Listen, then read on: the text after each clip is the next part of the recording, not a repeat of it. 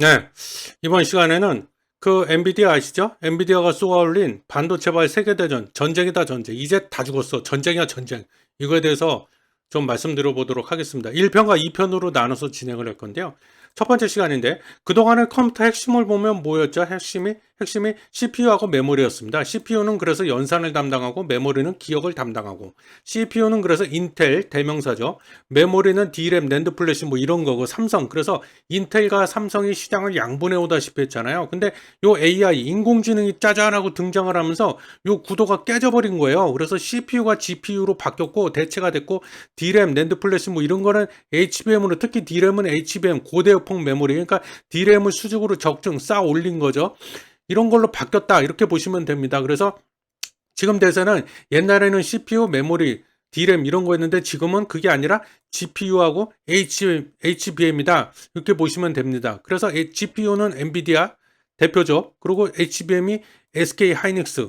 근데 물론 SK 하이닉스가 HBM을 좀 꽉 잡고 있다고 봐도 과언은 아니긴 한데 약간 불안합니다. 마이크론이 바짝 쫓아오고 있거든요. 물론 아직 HBM 점유율은 3%인가 4%밖에 안 됩니다. 그래서 아직은 뭐 그렇게 뭐 위기의식을 느낄 건 아닌데 그래도 또 모릅니다. 이게 언제 뒤집어질지. 뭐 일단 그런 상황이에요. 그래서 지금 그 전쟁이 터졌는데 자, 이 범위를 확대해 보면 반도체 생태계 전체가 흔들리고 있습니다. 지금 이걸 누가 흔들어대고 있냐? 누군가 흔들어대고 있습니다. 지금 그게 누구냐? 미국이에요. 미국. 그래서 미국의 반도체 굴기다. 그동안에는 이게 다 분업화돼 있었는데, 철저하게 분업화돼 있었는데, 그게 아니라 이제는 미국에서 설계하고 미국에서 생산해라. 이렇게 특히 조 바이든이 알고 봤더니 트럼프보다 더해, 이 인간이. 예? 이렇게 막 씨부리는 바람이 그렇게 됐는데, 4년간 미국에서 520억 달러 보조금을 퍼부었습니다. 그러다 보니까 전 세계 약 600여 개 기업이 미국으로, 너도 나도 다 미국으로 그래서 진출을 선언해갖고 미국에 다 몰려갔잖아요. 그래서 여기에 이제 또 엔비디아하고 MS, 마이크로소프트죠.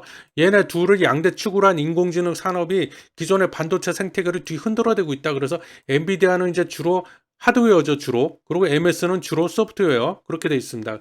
그래서 이것 때문에 지금 반도체 생태계 전체가 흔들리고 있는 거고요. 그래서 미국이 완성한 반도체 생태계 보면은 반도체 설계부터 그 다음에 생산, 그리고 조립, 패키징이라고 하죠. 그리고 반도체 구매까지 어떻게 보면 수직 계열화. 그래서 미국에 다 있어요, 지금. 그래서 미국이 다 이렇게 만들어 놓은 거고, 이것 때문에 그 반도체 생태계 전체가 지금 다 흔들리고 있다. 지금 현재 상황이 그런 상황이고, 미국 내 주요 반도체 투자 상황을 보면은요, 웬만한 주에 다 있습니다. 오리건주, 아이다호주, 캘리포니아주, 뭐 애리조나주, 텍사스주. 텍사스주에는 한국의 삼성전자가 가 있죠. 막 공장 때려짓고, 인디애나주, 오하이오주, 뉴욕주. 그래서 보면은 미국이란다. 일본은 이걸 라피더스라고 요거 좀 생소하신 분도 계실 텐데 도요타라든가 이런 자동차 회사까지 거기다 출자를 다 해가지고 그냥 연합군이라고 보시면 돼요. 반도체 관련된 다국적 기업, 다국적은 아니구나. 일본 내 기업들이 모여서 한 거니까. 그래서 일본 내 어떤 반도체 관련 연합군, 연합 기업이다 이렇게 보시면 되는데 얘는 판매 거점으로 캘리포니아에 또 가 있고 지금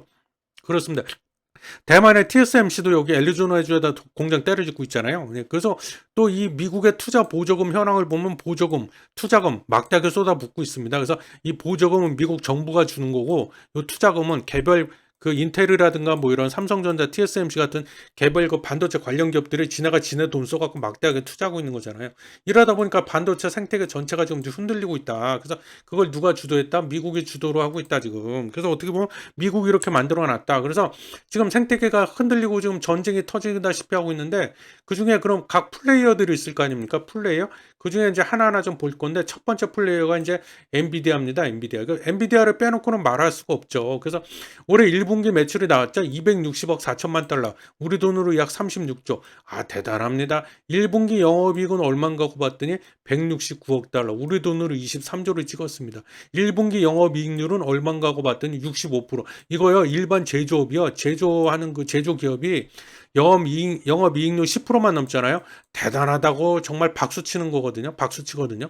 근데 얘는 65%야. 엄청난 겁니다. 매출과 영업이익 모두 분기 기준으로, 물론 분기 기준인데, 분기 기준으로 삼성전자, TSMC, 인텔 등이 한 번도 달성하지 못한 기록을 얘네가 그 달성을 한 겁니다, 지금. 그래서 엔비디아는 뭐 인공지능 반도체 AI 가속기라고 하죠. 이거하고 GPU 공급하잖아요, 주로. 그래서 이쪽으로 점유율이 80%가 넘습니다. 80%가.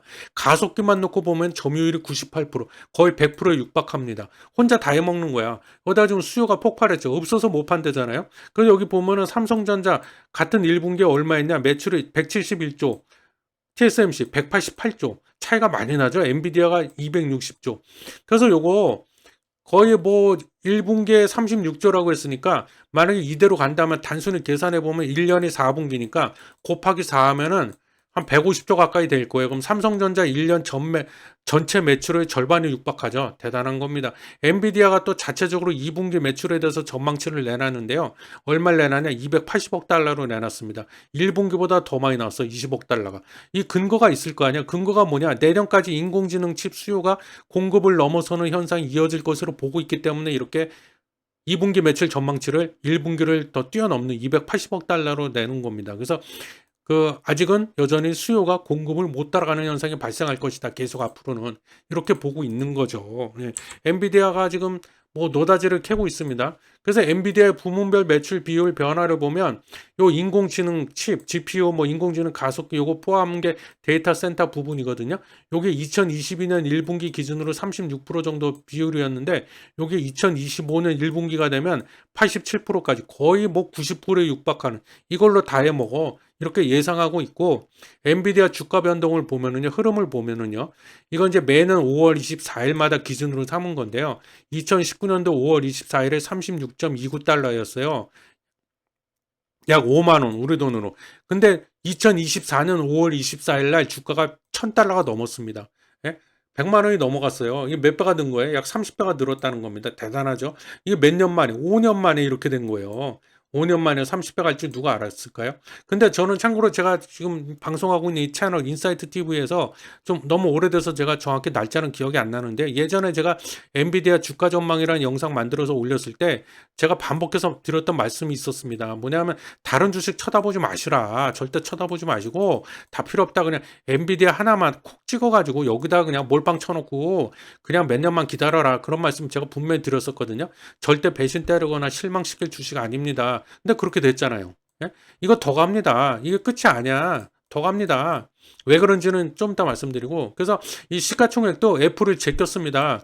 6월 5일 현지 시간 기준으로 애플 제껴갖고 2등을 먹었어요. 2등을. 1등이 마이크로소프트 MS인데 요거 조만간에 요거 제끼는 것도 이제 시간 문제야. 제낄 겁니다. 그래서 엔비디아가 이날 시가총액이 3조 120억 달러. 아, 대단하다. 3천조가 넘어버렸잖아요.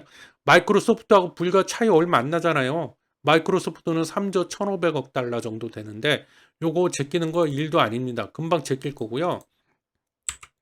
자, 그 다음에 여기서 잠깐 깨알 상식 그랬는데 제가 인공지능 가속기를 주로 판매한다고 그랬는데 엔비디아가 이게 뭔지 혹시 또 궁금해 하실까봐 이 가속기가 뭐야? 이 가속기의 그 사전적인 정의는요 인공지능을 학습시키는데 특화된 반도체예요. 대규모 데이터를 빠르게 처리해서 학습 속도를 가속화하는 역할을 한다.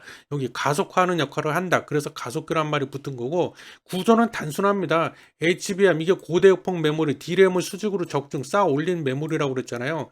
이거하고 연산작용을 하니까 일반 PC로 치자면 CPU를 떠올리시면 됩니다. 비슷한 거예요. 물론 이건 그래픽에 특화된 건데 하여튼 그래서 하나는 기억장치 하나는 연상장치 그래서 GPU하고 HBM으로 주로 구성이 되어 있구나 보시면 되고 이 두 개를 이 판때기에다가 그냥 붙여놓은 거예요. 연결해 놓은 거예요. 키판 위에다가 그래서 GPU 하나당 HBM 두 개 혹은 네 개를 갖다 이렇게 이어 붙여놓은 거고 이게 인공지능 가속기예요. 그래서 이 가속기에다가 낸드 플래시 메모리 아시죠? 요거를 또 추가로 하나 또 장착을 해가지고 컴퓨터를 만들어냅니다. 그 컴퓨터가 뭐냐? 인공지능 AI 컴퓨터 혹은 AI 서버라고 부르는 건데 그래서 이거는 AI 가속기 여러 개하고 CPU를 조립해서 만든 일종의 컴퓨터다. 그러니까 슈퍼컴퓨터를 능가하는 컴퓨터구나 이렇게 보시면 되고 요 데이터 센터는 뭐냐 그럼 인공지능 데이터 센터 요즘 말 많이 나오잖아요. 이거는 인공지능 컴퓨터, 인공지능 서버를 수백 대 수천 대를 모아갖고 만든 데이터 센터다 이렇게 보시면 됩니다. 그래서 엔비디아가 이제 그동안 계속 업그레이드를 시켰는데 그 가장 많이 팔린 게 H100일 거예요. 이게 이제 인공지능 가속기 모델 이름인데 요 H100에는 4세대 HBM 4개가 탑재가 되고요. 그거를 이제 뛰어넘는 신모델 블랙웨일이라고 해서 요건 모델명이 B200이거든요. 이걸 발표했는데 여기에는 8단 5세대 HBM 8개가 탑재가 됩니다. 그래서 당연히 성능이 더 좋겠죠. H100보다 데이터 처리 속도가 2.5배가 빠르고 트랜지스터 수도 2080개가 붙어 있습니다. H100보다 2배 이상 많아. 그러니까 가격은 당연히 더 비싸겠죠. 그래서 얼마냐? 5만 달러. 지금 환율로 우리 돈으로 약 6천만 원이 좀 넘어요. 참고로 H100 그 전 모델 H100은 3만 달러대인데 3, 4천만 원 하죠. 더 비싸죠. 근데 이렇게 비싼데 6천만 원이 넘는데 그래도 없어서 못 판다는 거 아닙니까? 지금 없어서. 예? 그러니 엔비디아 주가가 안 날아가게 생겼어요. 엔비디아 인공지능 컴퓨터 그 아까 말씀드렸죠. 여기 그 가속기 여러 대 붙여갖고 만든 컴퓨터 그냥 슈퍼컴퓨터를 뛰어넘는 거라고 보시면 됩니다. 했던 거 이거 인공지능 AI 컴퓨터 이거를 또 엔비디아가 만들고 있는데요.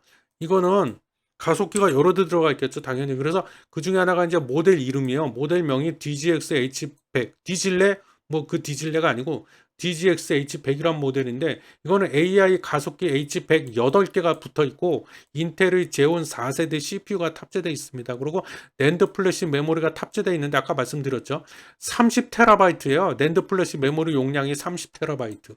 아, 가격은 한 대당 6억. 이것도 없어서 못 판답니다. 이런 인공지능 컴퓨터 수백 대 수천 대를 모아갖고 인공지능 데이터 센터를 구축한다고 그랬잖아요. 그래서 참고로 데이터 센터는 GPT 오픈 AI가 만든 GPT 인공지능이죠. 또는 구글이 만든 인공지능 제미나이 이런 에미나이 같은 대규모 언어 모델을 학습시키는 초고대 두뇌 역할을 하는 것 그런 전축 기지라고 보시면 됩니다. 그래서 데이터 센터가 하는 일은 이런 거구나. 그래서 대규모 언어 모델 이런 GPT나 제미나이 같은 대규모 언어 모델 인공지능을 학습시키는 두뇌 역할을 하는 기지구나 이렇게 보시면 됩니다. 그래서 데이터 센터가 필요하다는 겁니다. 그래서 최근 챗 GPT를 만든 오픈 AI하고 MS는 인공지능 데이터 센터 구축을 위해서 이게 만들어야 되잖아요. 그래서 1,000억 달러, 우리 돈으로 약 134조를 투자하기로 결정을 했답니다. 앞으로의 투자 규모는 더 늘어날 거예요. 이 오픈 AI하고 MS만 데이터 센터 구축하겠습니까? 아마존, 구글, 메타 다 하지. 그러니까 이제 엔비디아는 놓았다는 겁니다. 그래서 엔비디아의 앞으로의 비전 전망을 어떻게 보냐? 저는 아까 말씀드렸지만 주가가 뭐 지금 1,000달러 넘었다 그러는데 절대 끝이 아니다 이거. 저는 이거 보면서 과거 골드러시 있잖아요. 그 캘리포니아주 이런 미국 서부에서 과거에 옛날에 그 금광이 막 발견되고 그래갖고 사람들이 막 금 캐겠다고 그래서 뭐 1억 천금 노리고 막 인생 한번 역전시켜 보겠다고 개떼처럼 몰려들었었잖아요. 그때가 생각납니다. 저는 그래서 이때 근데 중요한 건 포인트는 이거죠. 정작 그럼 돈 많이 번 인간들은 누구였냐? 그 금 캐겠다고 몰려든 사람들이냐? 아니에요. 그 금광 그 금 캐겠다고 몰려든 사람들한테 곡괭이, 삽 이런 거 만들어서 팔고 청바지 만들어서 판 인간들 이 사람들이 떼돈 벌었습니다. 예? 청바지가 리바이스 네모니 그때 나온 거 아니에요, 그게. 그 이제 그 삽질하고 곡괭이질 하다 보니까 거기가 험하잖아요. 인프라도 제대로 안 갖춰져 있고 막 험하니까 바지가 잘 찢어져. 쉽게 찢어지니까 누군가 아이디어를 냈다고 그러잖아요. 그래서 그 천막을 갖다 원단으로 해갖고 천막이 그 원단 소재가 얼마나 질깁니까? 그래서 그걸 천바지 만들어서 야 이거 입고 삽질해 곡괭이질해 그랬더니 그게 대박이 나가지고 그리고 또 여기 또 있죠 모텔. 예? 거기서 먹고 자고 하면서 금을 캐다 보니까 미쳐갖고 사람들이 모텔. 지금 우리나라 강원랜드도 그렇잖아요. 강원랜드 근처에 있는 모텔 잘 되잖아요. 거기서 막 몇 날 며칠을 막 먹고 자고 하면서 지인을 치고 도박하는 사람들 있잖아요. 그러니까 이런 데가 떼돈을 벌었다는 거예요. 그래서 이게 저는 떠오른다. 지금도 똑같다는 겁니다. 그래서 인공지능 가속기를 사는 고객들은 누구냐? 아마존, 구글, 메타, MS, 오픈 AI, 테슬라 같은 빅테크 기업들이에요. 왜? 얘가 대규모 AI 데이터 센터를 차려놓고 인공지능 서비스를 해야 되잖아요. 그러다 보니까 여기 들어가는 그 AI 서버, AI 컴퓨터가 수백 대, 수천 대가 필요하잖아요. 그럼 그 안에 또 뭐가 들어가요? 핵심 부품이 AI 가속기. 그거 누가 만든다고 그랬어요? 엔비디아가 만든다고 그랬어요. 그래서 엔비디아는 이들한테 곡괭이하고 삽, 청바지 이런 거 만들어 파는 기업이나 다름없기 때문에 주가가 아직 끝나지 않았다는 겁니다. 그래서 MS, 아마존, 오픈 AI, 구글 등 엄청난 투자 진행 중에 있고 엔비디아 질주는 당분간 계속될 것이라고 저는 보는 겁니다. 그리고 이 부분도 저는 주목하는데 이거 굉장히 큰 의미가 있다고 봅니다.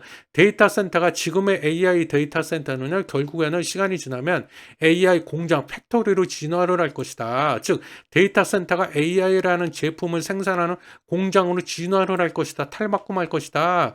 공장이요, 공장. 정부나 기업이 AI 공장을 만들어 갖고요. 자기네가 갖고 있는 데이터를 IP, 지식재산권을 인정받을 수 있는 토큰 형태로 판매할 가능성이 저는 거의 100%라고 봅니다. 그래서 이것은 뭘 의미하냐? 곧 다양한 기업과 기관에서 AI 공장을 너도 나도 막 구축해가지고 이렇게 되면 엔비디아 반도체에 대한 수요가 폭발할 것이다.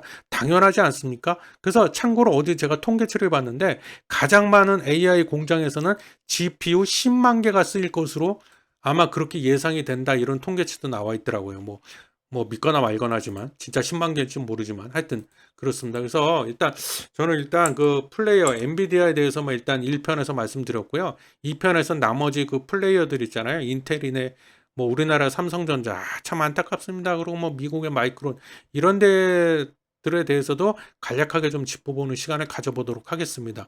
1편은 여기서 마치도록 하겠습니다.